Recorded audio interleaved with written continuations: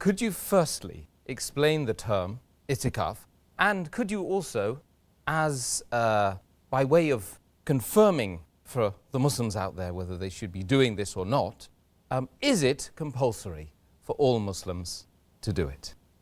Alhamdulillah, wassalatu wassalam ala rasulillah wa ala alihi wa sahbihi ajma'in, amma ba'd.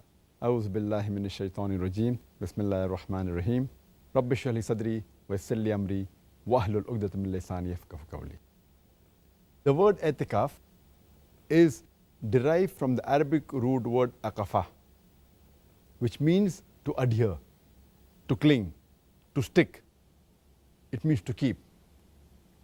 And it means to engage or devote something to another thing, which may be good or bad. And it's mentioned in the Qur'an in Surah Anbiya, chapter number 21, verse number 52.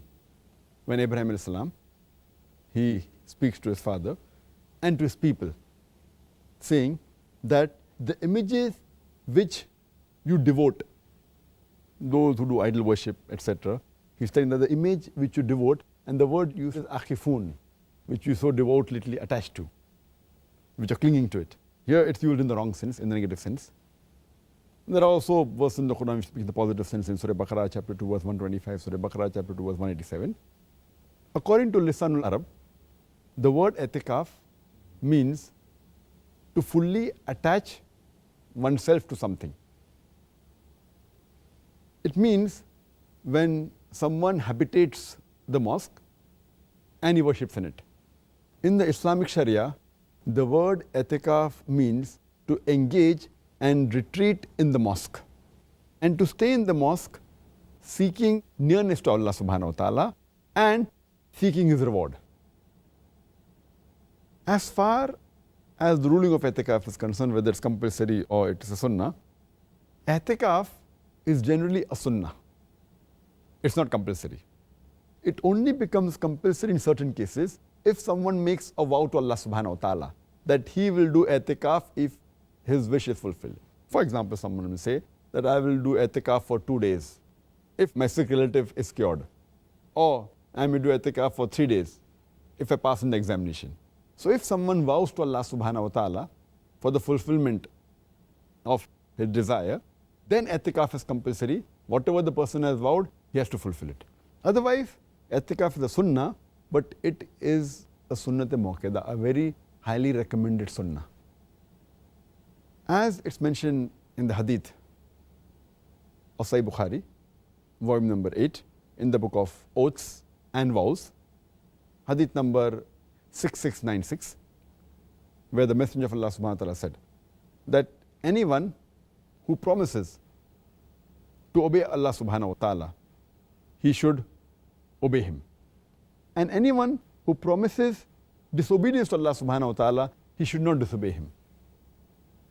And there's a hadith, Hazrat Umar, may Allah be pleased with him, mentioned in Sahih Bukhari, volume number 8, in the book of Oaths and Vows, hadith number 6697, where Hazrat Umar, may Allah be pleased with him, he says to the Messenger of Allah subhanahu wa ta'ala that I had vowed in the days of ignorance before he embraced Islam that he will do i'tikaf for 1 night in Masjid al-Haram. So the Prophet said that fulfill your vow. Because the vow was good, obeying Allah subhanahu wa ta'ala, the Prophet says fulfill it.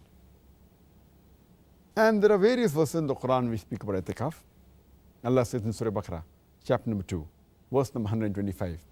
He tells to Abraham alayhi salam and to Ishmael alayhi salam that, O Abraham and Ismail, may peace be upon them, you sanctify the Kaaba of Allah subhanahu wa ta'ala, the house of Allah subhanahu wa ta'ala, because people circumambulate around the Kaaba and they stay, they do i'tikaf, they retreat in the mosque.